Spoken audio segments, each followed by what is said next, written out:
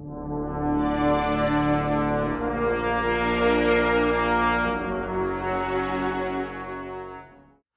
everyone, welcome back to the Plunder Den. In this week's episode, we're going to be building FirelockGames Port Royale. So this has been a project a few years in the making. I actually originally discussed this project, and actually I didn't really know what I was going to be building with Mike Tunaz a couple years back, 2 Adepticons ago. He mentioned that he'd wanted a game table in the near future. And at the time, I didn't really know what it was for, but I was really excited for the opportunity. Now, you watch my channel, I usually just build individual terrain pieces. Sometimes I have them on a base of some sort, but not really an entire game table. Usually there are components that fit on a larger game table. But I was really excited about the opportunity of building one. So a few months down after Adepticon, Mike contacted me and talked about a game called Port Royale. I think originally when he was talking about it, it was called Frontiers, and it was kind of the idea of having smaller war bands, a really small skirmish game played on a 2x2 table, opposed to, you know, a larger Blood and Plunder. I mean, you could play Port Royale on a smaller, like a larger table, but we were looking for a 2x2 table, kind of a demo board and a picture for, you know, for pictures of the game itself. So that's what he was looking for. So, of course, I was super excited to be a part of this project. I'm like, absolutely, I'll do that. And I like the challenge of doing something that I hadn't done before. And hopefully, you know, could lead to other things that I could build for them and maybe other people. So I decided to, you know, how am I going to build this thing? Well, I spent a lot of time looking at artist renditions, essentially, of Port Royale. Now, this game takes place right after the 1692 earthquake. So they had a massive earthquake, destroyed Port Royale, and then right after the earthquake, they had a giant tsunami, and like 70% of the city just slid like right into the ocean. So it makes for a pretty dramatic and amazing kind of game table idea, right? So really, essentially, your war bands trying to loot Port Royale, or the local authorities trying to stop people from looting.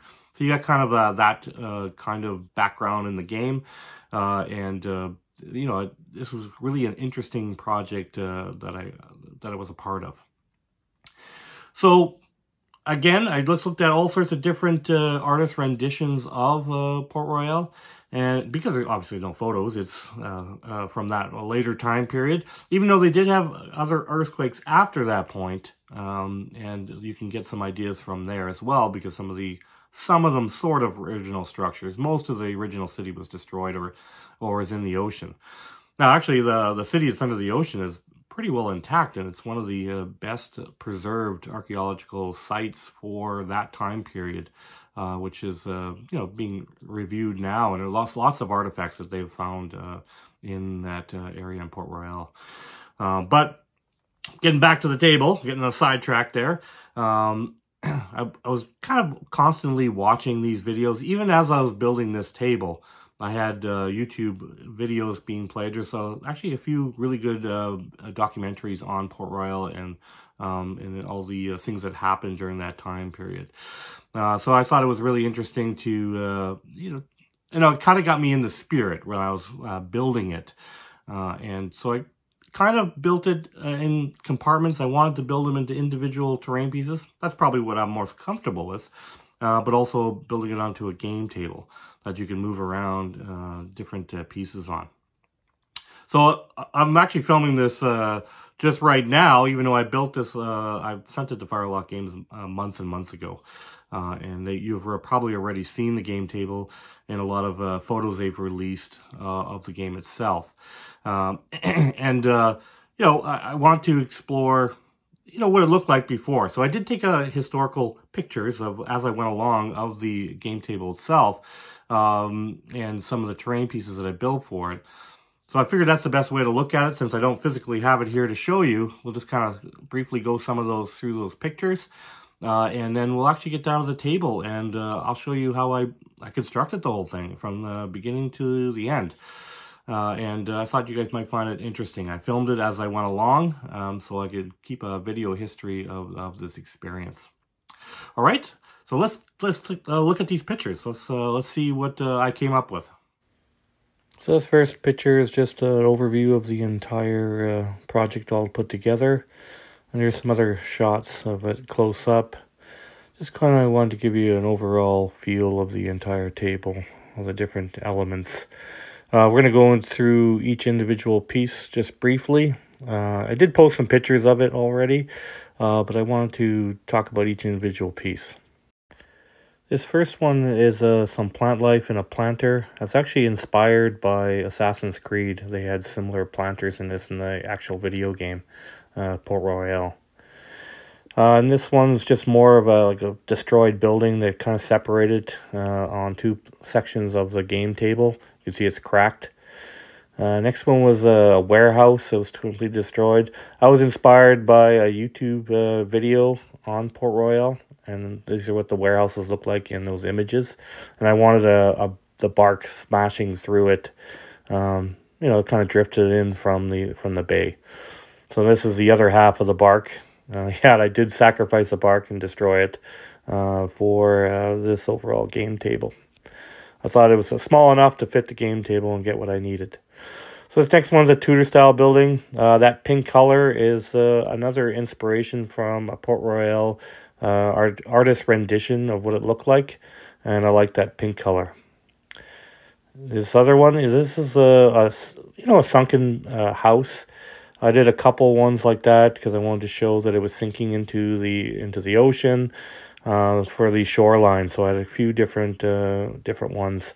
This one here, I wanted to have the roof playable. So on the reverse side, I have an opening that fits miniatures. I figured out, and there would be openings on the one side. You could snipe through there or shoot through there.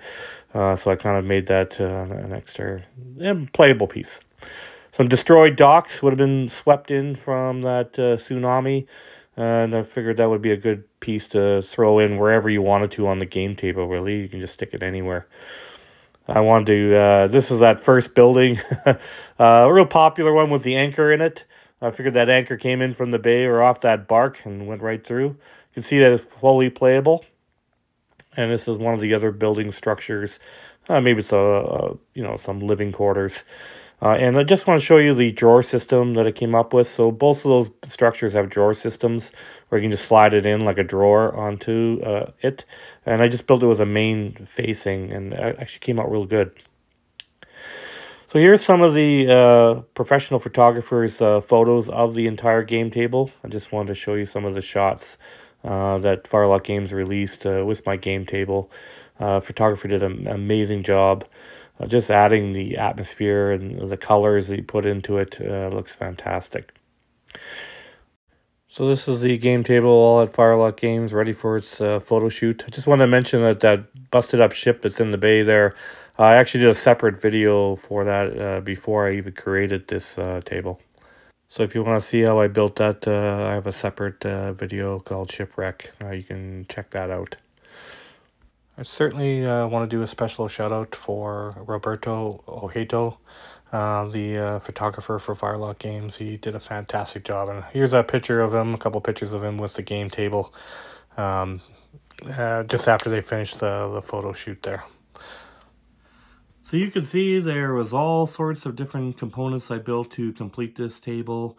And that actually was a deciding factor also in being able to ship this. I'm in Canada, and I sent this down to Miami, Florida, where FirelockGames headquarters is. And so I had to, get it. If I got into more pieces, the better. I was able to ship it down there. Now, the funniest thing is the story about when I sent it down there, they were actually having a hurricane down there. It was actually physically, it got delivered. I got like Perlator, delivered it right through a hurricane to Mike's doorstep, which is kind of a funny story that it went through a hurricane. Essentially, because I'm making a game board that has a natural disaster attached to it, that it was actually shipped during a natural disaster. But everything got there intact and all good. So I was really happy about that. And I was really excited to, I've kind of been holding on to this for kind of a couple of years to share it with you guys. And I kind of mentioned it briefly, but you guys didn't know what I was talking about. But I kind of had took a hiatus there for a while where I was gone for like a month or two. Well, that's while I was actually on vacation from the day job. And I was actually had a lot of time to actually build the table itself. All right, so the best thing to do is get down to the table and check this construction out. But just want to remind you, if you guys like what we're doing here in the Plunder Den, make sure you smash that like button and consider subscribing to the Plunder Den and get first-hand information when I start these kind of projects. All right, everyone, let's get down to the table and let's build Port Royal.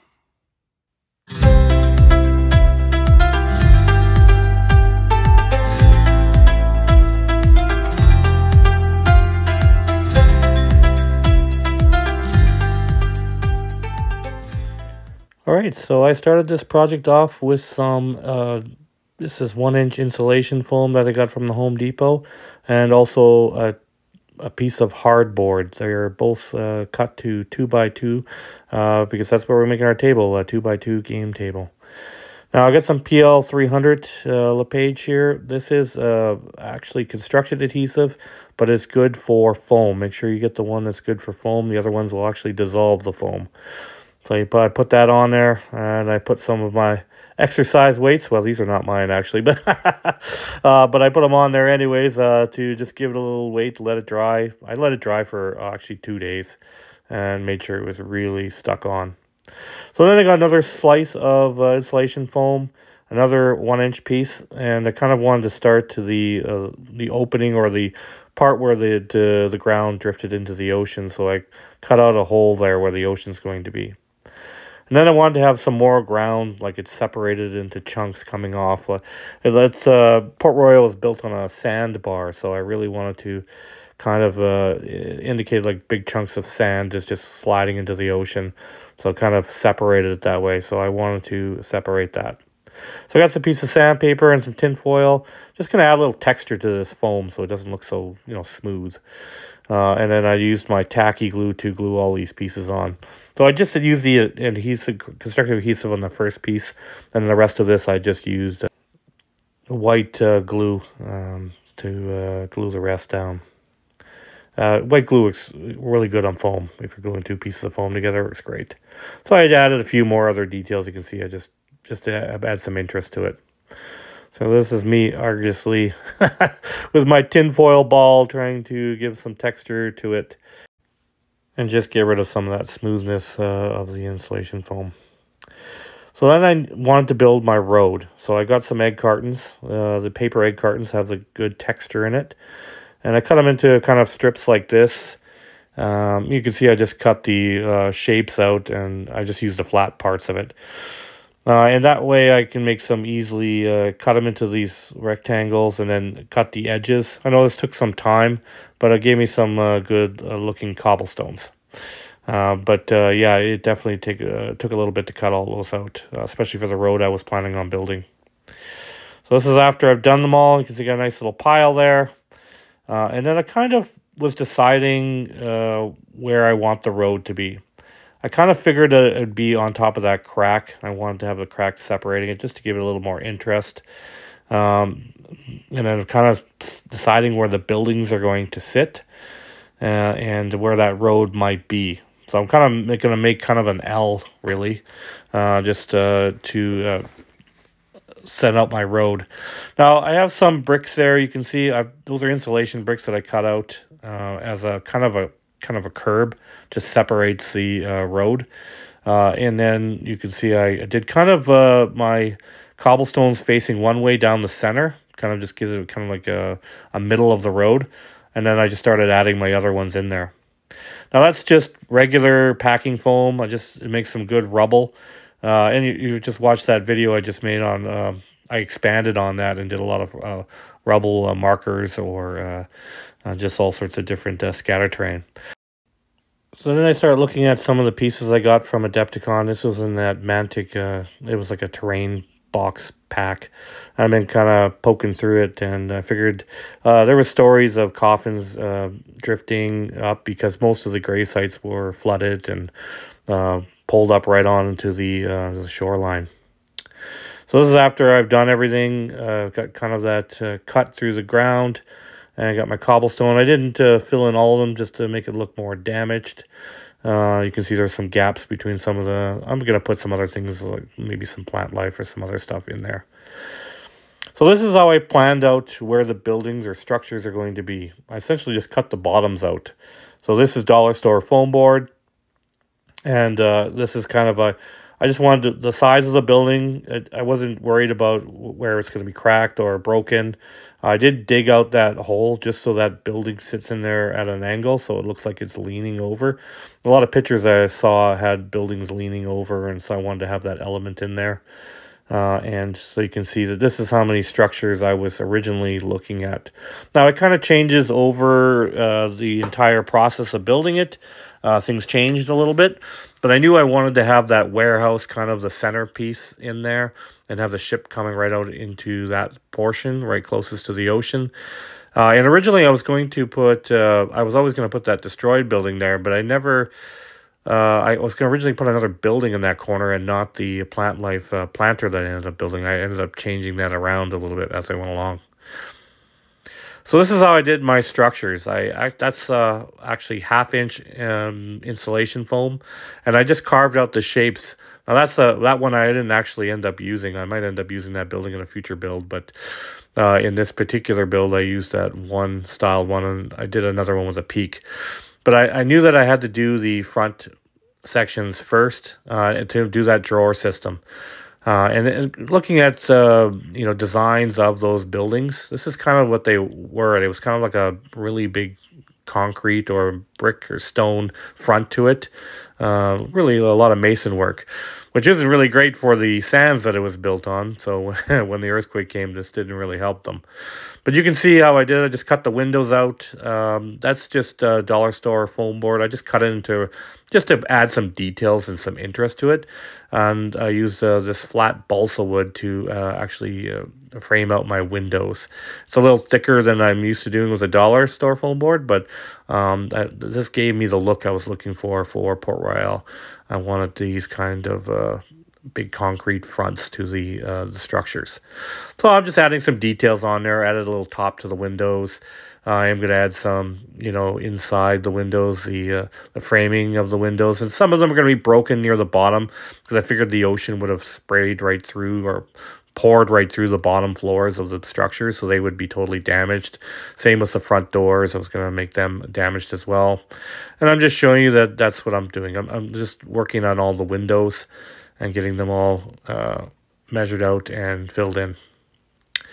So then it kind of, you'll notice on this entire project, I kind of jumped from building to building, and I was kind of building them all at the same time. So I kind of started this one with the roof, actually. Normally I would start with the bottom, but I started with the roof on this sunken house. And then I made sure I glued all the bases to these fronts of the houses that I built. It also helps me visualize everything, and I can stand up on that end. So this is that roof. I actually attached the bottom, and I measured this out. It took me a while to figure out how it would sit nicely on the kind of the broken up ground I built. So this one kind of actually has to sit right there to actually sit flat where I want it to. But you know, you could put it somewhere else. It could be just a structure that drifted in with the tsunami into further into land, and you could dump it somewhere else on the game board. So then I cut out a whole bunch of bricks. Actually, this entire project required several bricks. So really that's 1/2 inch insulation foam. I cut them into strips. You've probably seen me do this on the channel quite a bit. Actually, a lot of the things on here are just repeats from things I've done throughout the years on the channel. But I had to use everything in this project to get it going. So once I've done cutting all those bricks out, I shuck them in my coffee tin and give some texture to them. And then I started building that Tudor-style house. So I started with the base of that house, and I wanted it to be a stone structure. So that's just a standard square box, and I just covered the outside. Did the frame the windows out. Decided to go with a popsicle stick inside. Now, I was under a time constraint to get this project done, so I probably would have gone maybe with coffee stir sticks if I would have, you know, had a little bit more time. But the using popsicle sticks is you can get bigger planks faster and get through it faster. Now on this roof, I didn't. I ended up using the coffee stir sticks, and it just looked better on the roof. I kind of wanted. So even if you looked inside the inside of the structure, you would see that there was planks in there. It just give a more realistic look. Because I was making the interior playable, I wanted to consider that when I was building the roof on that. That you know you're going to be able to see inside there and have people inside that roof. So this is the next sunken house, and this one's going to be even further into the water. And I was just going to have mainly the top and just very little bit of the bottom.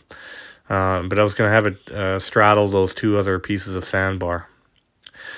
Now, to give it a Spanish look, I wanted to have those tiles on top. I got some corrugated cardboard. I got a bunch from Amazon. I had all this kids colored ones. It didn't really matter. I was going to paint them anyways. And I just cut them into strips like this. And this is going to be for a lot of my tiles in this structure. Port Royal had a lot of Spanish structures, so they would have used these kind of tiles on the roof. So I wanted to make sure I added that element. Now the Tudor style I went was to the regular shingles, so there's definitely some different architecture. Originally it was a Spanish port and then got conquered by the English. So you got different types of architecture within there. So this is the other smaller one. You can see I just kind of filled in the roof with wood. I could have done foam in hindsight looking at it. That would have been faster. But again, if you want to see inside the structure, it still has wooden planks. And it gives a lot of sturdiness when you actually use wood. This was going to be a demo table, so I wanted to give it a little more sturdiness to it. So that busted up one was for the corner. You can see the ground is separated there, so that's why I made the structure here into two bits. And I did build the ship for the bay, as I mentioned, but I wanted something smashed up inside the game table itself. So I got one of my barks that I had kicking around here that I hadn't built. And I figured, you know what? I'm going to break this up and send it back to FirelockGames as some terrain. Opposed to a ship. And I got my little hacksaw out and cut it into essentially in half like this. Now, I don't show you, but I actually used a little claw or little pliers, and I kind of just pinched the inside so it just looked like it really was smashed or broken right in the center. I don't show you in this video, but I did use some kind of pliers or snipping tools to break up the wood between the two ships to make it look more like torn wood. So this is after I've done fabricating everything. And I'm going to cover with black paint and Mod Podge. So normally I would just do the black craft paint, but I figured if this is going to be used as a demo table, these pieces are going to get banged around a little bit more, so I'm going to even add more strength to it. I'm using a lot of foam, not as much as I usually add a lot of wood to my pieces, but these ones have a lot of foam. So I figured I better add the Mod Podge to this particular project. So you can see I kind of paint things as I was going. Normally I would paint them all at once, but in this particular project I did them in sections. I did little bits of it. So now I'm planning out my warehouse here with the ship busted through, and I kind of knew that I wanted the ship in the centerpiece, and I kind of just started working my planks around that because I wanted that little bit of that bark to be busting through the wall there. The warehouse, a lot of the images I saw, they used to have like two warehouses side by side, or two kind of like cranes side by side. So I figured I would build one intact and one totally smashed and only little bits of it left. But I just was really inspired by that YouTube video on Port Royal, and you know, I just took images of that warehouse. So you can see this is essentially a skeleton wooden structure. This is all balsa wood and coffee stir sticks, popsicle sticks, and there's a foam base on it, the dollar-store foam board. So then I just kind of built onto that. So those original pieces that I put on the game table, I just used those to build my structure. So I knew what kind of space I had, and I had to fit my structures onto those block squares, or the ones that I cut out that'll fit on the game table. Now you can see I added a lot of detail. I added a little ladder and an opening to get up to the top part of the warehouse. So you kind of had to, and I had it smashed there on the bottoms of the support beams, completely gone, thinking the ship went right through there and smashed a lot of it up. So now I'm going to make individual roofs that you can open up and play in it. Again, I'm always considering this piece to be playable, that you can get up into all these different levels here and put your miniatures in there and play through the entire piece. So it's going to be a dense board, but there'll be lots of places to hide. So that's what I was kind of make all these buildings structures playable. So this is essentially a basic design, a couple triangles. Just glued them together. And support, but added some strengths by adding more coffee stir sticks on there as a overall piece. Now I didn't add any shingles to this. I just kind of left it. I wanted that kind of like a barn feel to this warehouse, and the images I saw, that's kind of what they look like. So the ship is kind of fits in there nice. I've custom made it for here. Now this is the only thing that's kind of custom made, so you can't really play the warehouse on its own without the ship in it. It looks funny because it has, well, you could put something else in there, and I've made some rubble markers. Maybe you can add that over top of it, but that ship kind of just fits into this space perfectly. So this is that other sunken house. As I said, I kind of jump from project to project, deciding what I'm going to do here. I did a quarter of it. This is all purely, as I go, I'm adding more details, and things are evolving and changing as I go. So now I've moved on to doing the second floor on the Tudor style house. And you can see I put that Tudor style house into the leaning spot. So I dug a hole there so the building would lean over to one side on the game table itself. That's the great thing about using foam as your base there. You can start digging stuff out, make trenches, do whatever you need to do to give the look you want it. So you can see I've kind of got it. This is a basic design that I've done on the channel before of the Tudor style house here. And I'm going to kind of do, well, I want to have overhanging in the inside so it sits snug on the top there. So you can just slide in and out. I kind of use similar designs to the blockhouse I built with, you know, I'm going to put timbers underneath so it looks like they're coming out of the wall, support beams, but it'll actually hold the roof structure on there. I built these before I came up with the idea with the track system, which I like better for putting roofs on things now. And I probably won't change it ever again. I'll always do the track system. So now I'm going to put the walls on the base of these houses. So the ones with the big foam fronts on it, I'm going to essentially build the main floor and fabricate it, cut the windows out, frame it all out, and do all those things on there. So these structures are a little bit smaller, by the way, than what I normally build. I think they're 2.5 high each floor, so it's a little bit smaller, just to fit all this stuff on here. You can see I've added crack details on there. I just took a pencil and put some details there. I put some stones on the top there to give it a little more interest on there. You can see I've put some of the framing in the windows again, and I really just want to look all busted up. Now this one here, never made it to the final game table. I still actually have it looking like that. You might have seen it in some of my videos kicking around the Plunder Den. I think I put dice in it. But I got another project coming up, and I might end up finishing that house off and adding it to another one. It just felt a little too crowded. Even though I was making it very dense, it was really too crowded. So there's that ship. I put it in there. That was the only finished piece because I had already done it before. And there's me just pointing at the amazing table we're building here. So then we went on to more black coating. That's just craft paint and some Mod Podge, only on the foam parts, not on the ship and stuff. I didn't put Mod Podge on that. So then I decided to do that, just busted up docks that I want to be able to, it's just scatter terrain you could add to this entire game piece. So you got, I got my old handy dandy willow fencing that I've been using for a lot of my structures. And I used some of that freaky fabric for my fish netting. And then I was kind of making my planter box, again, inspired by Assassin's Creed. They go into Port Royal and they have all these planter boxes with palm trees in it. So I kind of wanted to copy that. And then, of course, I hit with black craft paint again.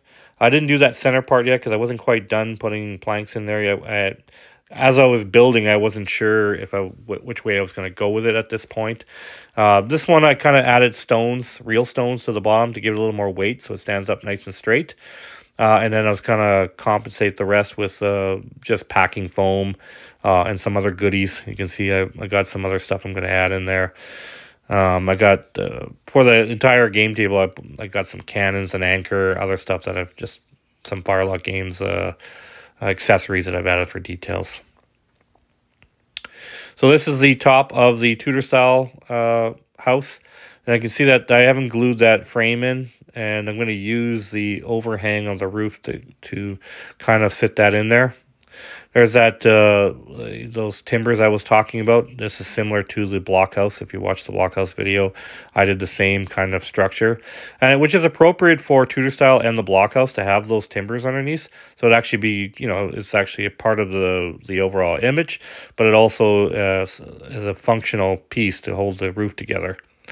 Now, again, like I said, in a lot of my newer structures now, I use a track system where I just put tracks on the bottom, and then it sits inside the opening, which actually gives a nice snug fit. So, like I said, I've kind of switched to that now. So, you learn all this from building these things. I actually built quite a few structures here. So now this is the drawer system I came up with. So those are skinny pieces of balsa wood. And I kind of want so this can easily come apart so you can play the 2 floors. So you can get up to the 2nd floor and play on this structure as well. So I kind of I came up with this drawer system that slides in and out of that top. So the bottom was all completed. I just have that skinny balsa wood just kind of hanging over top of the bottom. It kind of overlaps the two, and it's kind of like a drawer. It's awesome. It just slides right on. So that was something simple. So I figured if they're going to gameplay with this or use this as a demo, they could slide that on and off. So these pieces are all pretty well fabricated, and then I started adding stonework to the corners of them to kind of finish them off. So I started adding details. Now this one here is going to have a pointed roof. I'm going to have it more destroyed, so the top won't come off, but on another structure the roof actually comes off it, and we'll get to that in a minute. So this is our Tudor style. Now you can see I'm jumping back from building to building as I'm building it. This is actually how I built it. I went to a certain extreme on one side, and then I went to the next building. It's kind of like how I paint my paintings. I kind of paint all over the different places on the canvas. And this is pretty much how I build things. I just kind of, as I want to move on to one thing or another, or I get bored with something, I move to something else. You can see I've added all the shingles on there. That's just cardstock. I think that was a box of Lucky Charms, a cereal box that I cut out in strips, but varied it a little bit so you get a nice kind of shingles on your roof. And it's all busted up on the one side. It was falling off, so I kind of wanted to have a damaged side of the roof too. So then you can see I added the door detail. I kind of smashed the bottom so it looks like the water poured in there. Added some timbers that got shoved right through the wall. As that tsunami would have come in, they would have pushed everything through the bottom, so all the windows would have been broken on the bottom. It would have been filled with water, so I wanted to make sure I showed that in the actual piece itself. I added some shutters. I really like that shutters detail ever since I did that structure with the coffins and stuff out front of it. I really like the shutters on it. It adds a lot more interest and detail. You can see that the back of the door, those planks are just pushed in, like the water came in and pushed those planks right through. So I wanted to add those same details on the inside because this is fully playable and you can play inside. Now at this point I hadn't decided to put the anchor in, but I do decide to put the anchor in that building. I said, oh, let's have an anchor smash in there. Now this one's a little different because the roof comes off this one. So the other one, I just have the roof kind of open because it's smashed, and you can play your miniatures that way.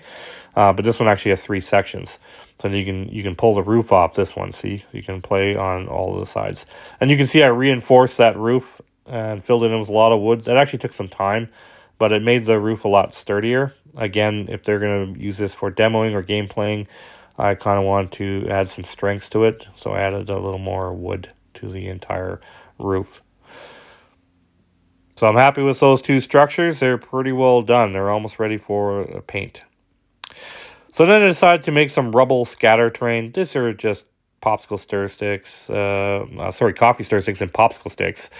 And you can see I kind of made a little wooden walkway that, you know, kind of like a sidewalk they had on the side of this warehouse, but it kind of falls into the ocean.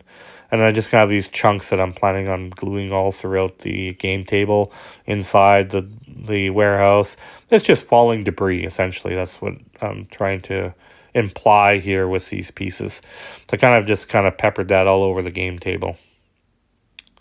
So then I needed to make some sails for that destroyed bark, and I wanted to have some really tattered sails.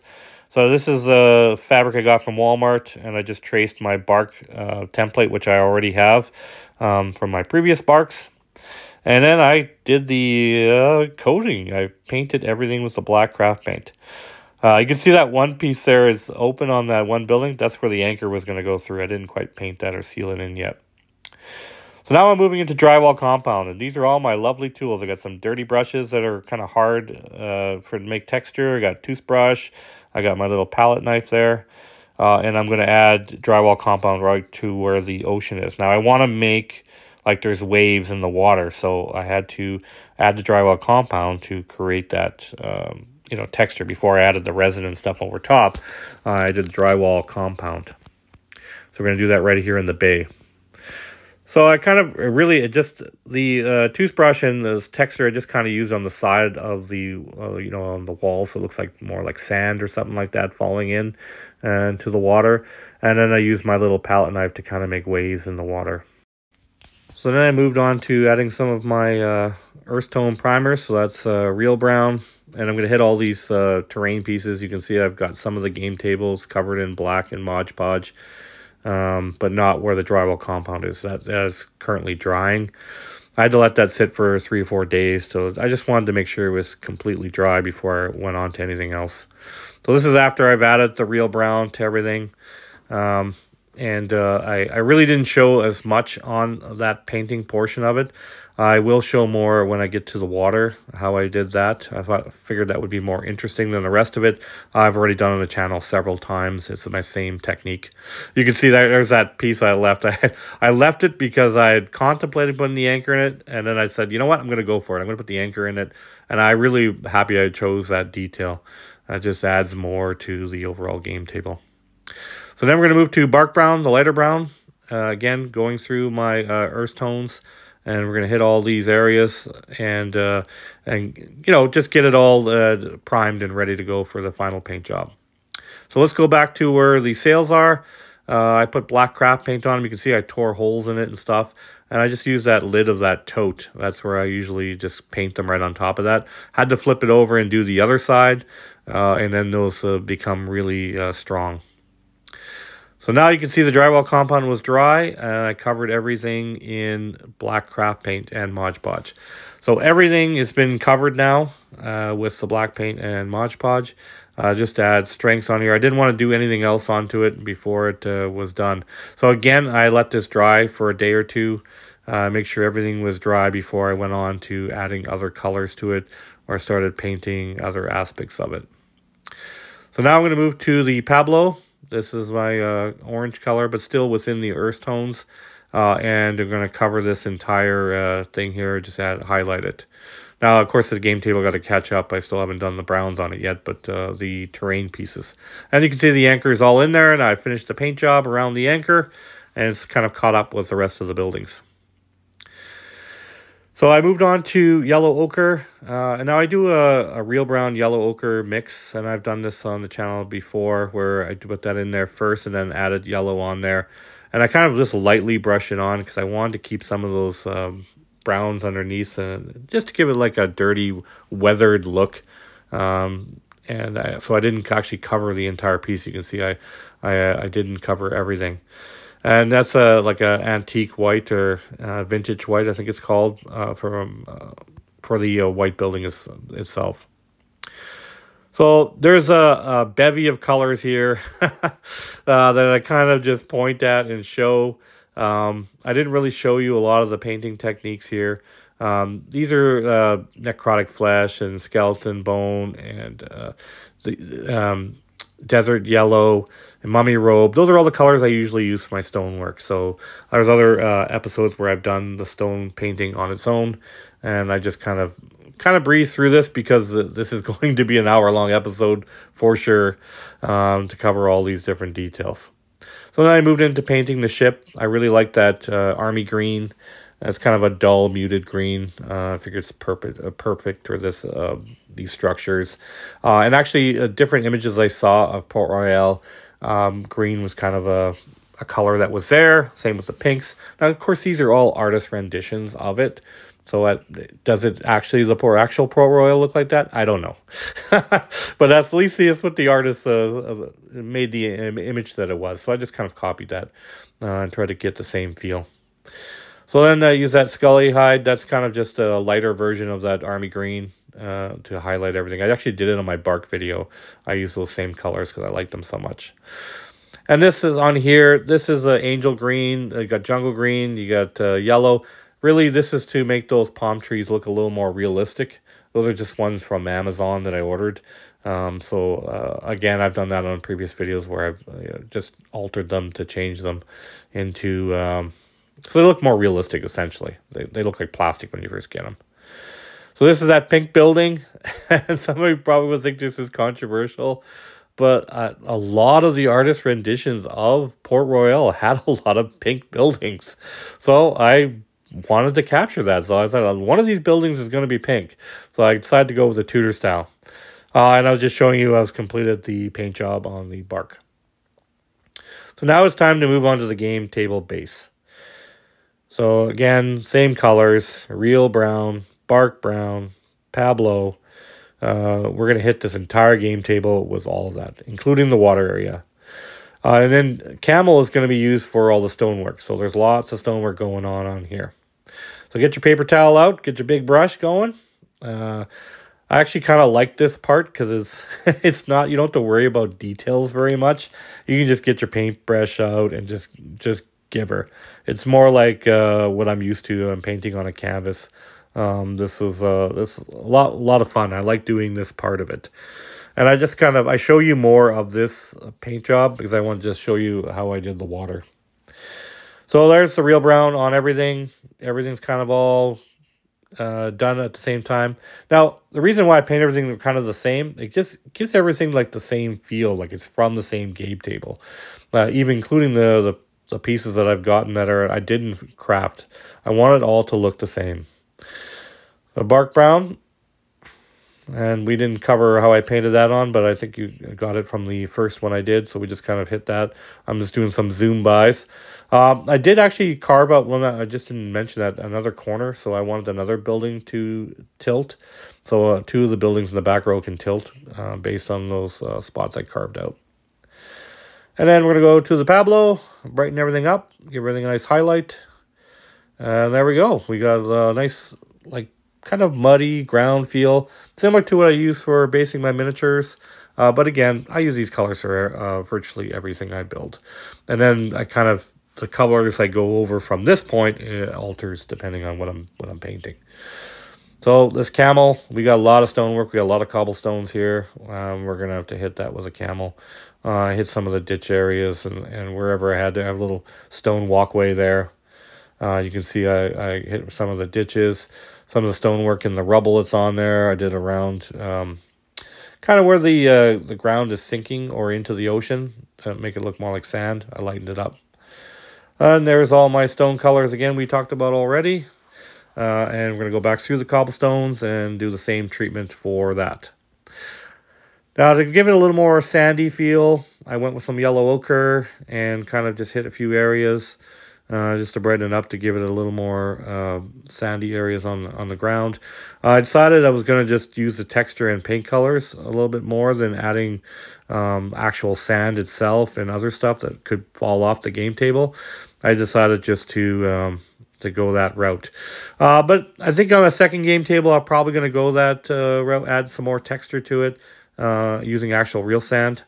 Sorry, I'm just showing you all the colors I used. I used a lot of speed paints. And Agrax Earth Shader and all sorts of stuff on there. And I just slapped it on all these pieces here, dirtied up those wood timbers. I'm kind of going off on a tangent here, but I wanted to make sure I pointed that out. And there's some greens I used to add some plant life to the cobblestones. And I actually glued in some tufts as well. So you got Void Shield blue, you got Ultramarine, you got this Highland blue speed paint, you got Commando green. It's an ultramarine. I already showed you that. So, and then I used a gray Necromancer cloak. And really, you're kind of painting this. You want your deepest colors to the bottom. So this is kind of like a deep blue, and your Necromancer cloak grays, or your first colors you want to put in the deepest part of the ocean.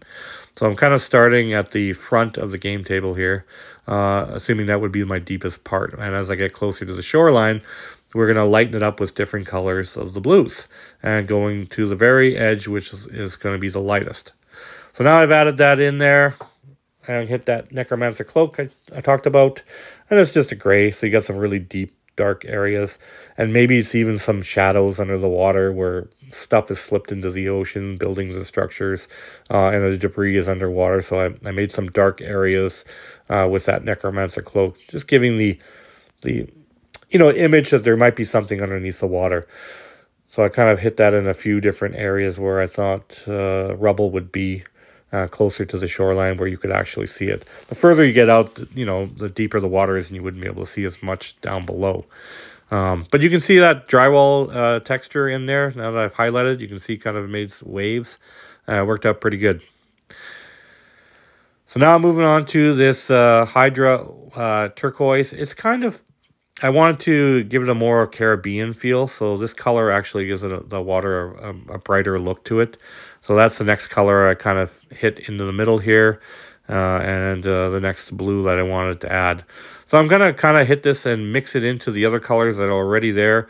I don't want it to be a stark difference between them. I want them to blend into each other. So it's good to rapidly go through these colors all at once. Paint this all at once. Don't let one dry and go back. You're not going to get all that interplay with each other. So you want to make sure all these colors are touching each other. So then I grabbed some of that Commando green, and I figured, maybe I'll get there's some plant life under there, or something that's growing underneath the water near the shoreline. It also sells the colors that you would find in the Caribbean, that you would find in the Gulf of Mexico, near that area. So kind of wanted to have those different colors in my water. So this is all undertones. Now we're going to cover this with a resin, but you want to put all your colors in here first, just so you're kind of what's underneath the resin. I like this technique better than making a reservoir and pouring resin. It adds a lot of weight to the table, for one thing, if you do it that way. And then you have to worry about making dams, and it's kind of a real hassle. Where I found that this technique is actually pretty effective. You get really nice looking water, and it's not as much work. It's really lightweight, and I think it's just a better way of going about it. That's in my opinion, of course. Some people love to pour resin, and that's entirely up to them. But as the purpose of this game table, I thought this would be a better way to go. So this is after done. I added those two barrels. Those are from the the Plunder sprue from the Raise the Black set. And then I grabbed my resin. So this is from Art Minds. I got it from Michael's, and it really is just a blue color already. And you can see I'm just kind of dabbling at it everywhere. And just kind of, you don't want to put like a ton on there. Again, like I'm not making a reservoir of this stuff. This is just going to be a coating. So you've done all the nice subtle colors underneath the water already. We did all those painting with all the blue. I'd rather paint it on and then add this resin to give it the water effect. So it looks like actual water itself. So we're just going to watch me. I'm dabbling it all over the place just to show you how much you should put on there. And I think after I added a little bit more on there. And I probably, looking back at it, I probably could have added even more. The more resin you add onto it in different layers, the more strengths you're going to put onto it. The other pieces that I've built in the past where I've used this technique, the resin actually hardens quite well, and you can easily roll dice on it and everything like that. So I put enough on there to make it look like a good water effect, but I think I probably would go back and hit it again with some more resin. So this is after I've brushed it all out, and you can see it gets a nice, especially when you see the glint of the light on it, it really does look like liquid water. I really like this technique. You get a nice ocean feel to your table. Now, I haven't put the white caps on yet. We're going to get to that in a sec. But I just want to show you some shots of I took of the after I let the resin dry somewhat on there. So these are all the different images of it. Just different shots of the ocean look on the shoreline. All right, so now we're going to move into adding the final details. So this is titanium white, and it's the one that's a multi-surface one, but it's shiny. You want a shiny white paint, craft paint. You don't want a flat one, because flat white will stand out. You want it to look like it's wet, so you got like the kind of foam that occurs when the ocean hits the rocks, and kind of gives you on your white caps on the water. So we're kind of just, now that we have those nice raised areas from that drywall compound that I put down, it's sticking up. So now you can see where the waves are because we already created those earlier. And I kind of wanted to add some details around these barrels here. So we're just going to add a little bit of white on there. We're going to have it like the barrel spinning in the water. And there's a little bit of a wake in front of it from spinning around in the water. So we're going to hit all these different areas in here with this white, titanium white. So you can see what it looks like. It really gives that authentic ocean look to it. That really sets it off. So it looked really good before, but this really takes it to the next level and really gives it movement that you can see, and it really gives it a very turbulent ocean that would have happened during a tsunami. And I just kind of wanted to have that. So now I'm really going into real details where I'm pulling off. I added the paint on and I'm pulling the caps forward. So it kind of expands into the blue. You can see I'm just pulling it down just to make those waves look bigger. But it's brighter on the tips of the caps, but lighter as it goes away. And that kind of just really just finishes off your ocean look. All right, so let's look at the finished game table. This is, I got one more time to go through. I had a little drum and other stuff in there, just some details that I glued in there and painted in. Really added to the overall game table. You get all those little extra details. I got my minis on here, some new Raise the Black miniatures on here. I just wanted to see what it looked like all on the game table. Got some casualty markers there. I did send those casualty markers over to Firelock with the rest of everything. I kind of sent them all over there to them as well. There was a casualty marker that actually came in that Mantic box too.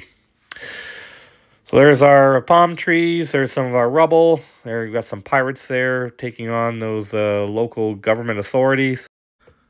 There's Black Caesar. Yeah, just wanted to show you what the game table looked all finished, doing a pass through the whole thing.